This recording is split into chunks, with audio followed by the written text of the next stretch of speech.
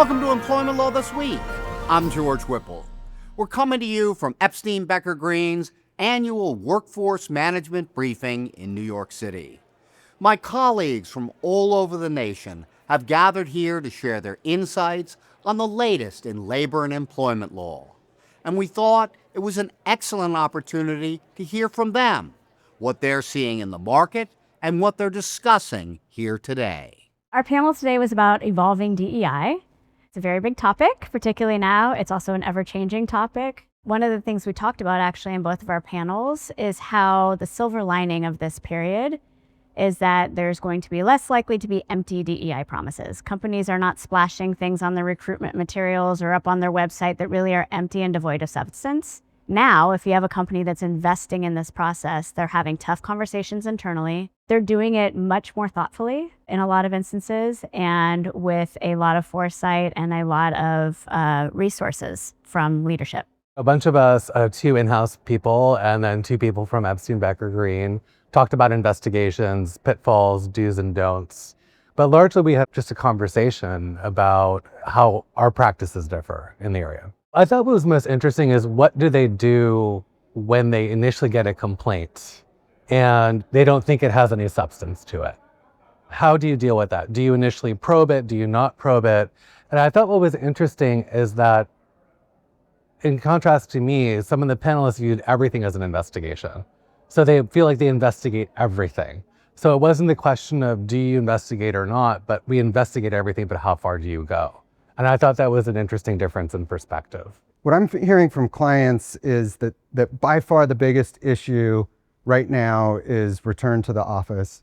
So there's a tug of war going on between employers and employees, and it's coming to a head, and employers are trying to figure out, what to do and how to strike that balance. Many of our clients with unions already are really sort of just looking for updates in terms of what the law is and sort of asking questions about how the lack of quorum might be affecting them. And I think there is some misinformation out there about exactly how the lack of quorum affects folks.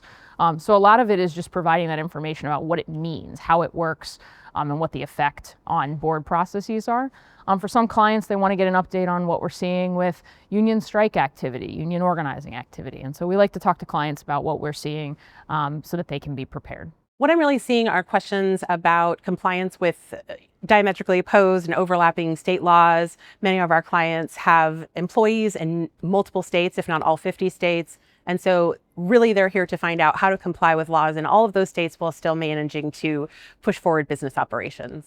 The unquestionable focus of the conversation today was AI and all of its implications. I've got a couple of cases where we're seeing hallucinated cases, and I think that is just a good example of the risks around AI and what does the output look like for those AI tools, and is it accurate? Have we verified it? And so I think clients are a little reluctant to adopt them wholeheartedly. I think they see there's efficiencies around it, but I think there are still really a lot of concerns because we don't always know. These AI tools are often black boxes. We don't know what data they're using or mining from. So they are great, but can also create liability. I think people are interested in how sort of traditional investigation work is colliding with new technology.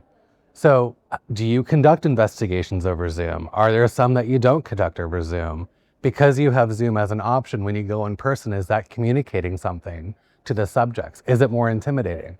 So do you use AI to summarize your conversations? The answer is you don't.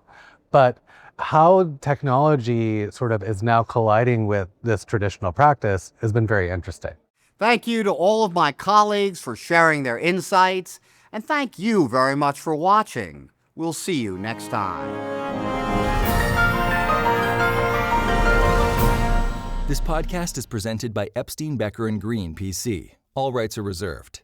This audio recording includes information about legal issues and legal developments. Such materials are for informational purposes only and may not reflect the most current legal developments. These informational materials are not intended and should not be taken as legal advice on any particular set of facts or circumstances, and these materials are not a substitute for the advice of competent counsel. The content reflects the personal views and opinions of the participants. No attorney-client relationship has been created by this audio recording. This audio recording may be considered attorney advertising in some jurisdictions under the applicable law and ethical rules.